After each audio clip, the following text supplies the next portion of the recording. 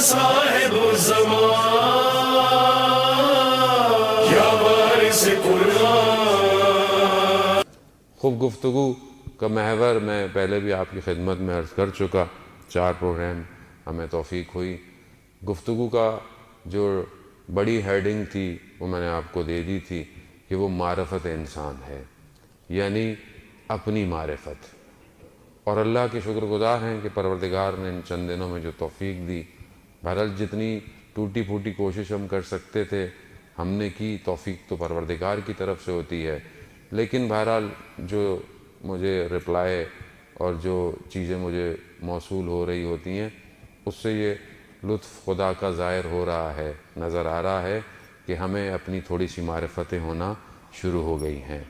تو ہیڈنگ یہی ہے، معرفت نفس ہے، اس کے نیچے ذیل میں موضوع جو ہے وہ مناسبت کے حساب سے ہے۔ بہرحال پہلی چیز چند جملے ماہ شعبان کے لیے۔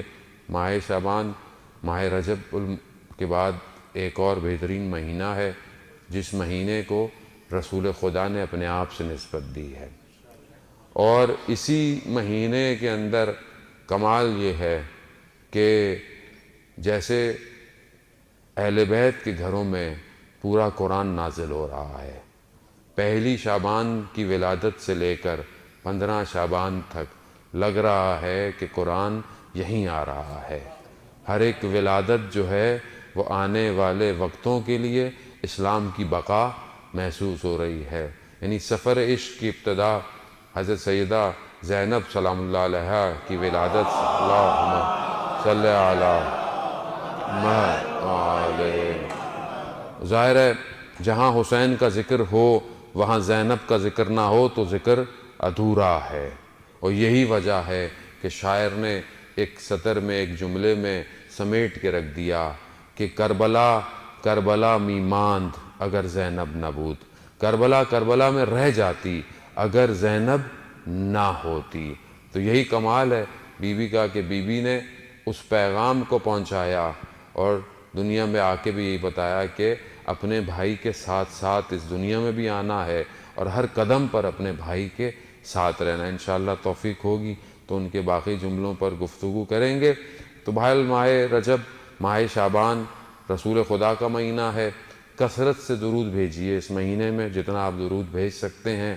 2 طرح کی استغفار ہیں، مفاتیح الجناح کوئی اور کتاب دعاؤں کی آپ کھولیں گے تو آپ کو پتہ چل جائے گا کہ 2 استغفار ہیں اس مہینے کے اندر۔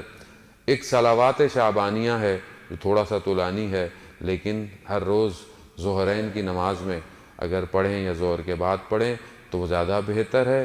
اور ایک چیز جو اس ماہ شعبان میں بہت زیادہ امپورٹنٹ ہے، مہم ہے، وہ مناجات شعبانیہ ہے، یعنی وہ مناجات کہ جو شعبان میں کی جاتی ہے۔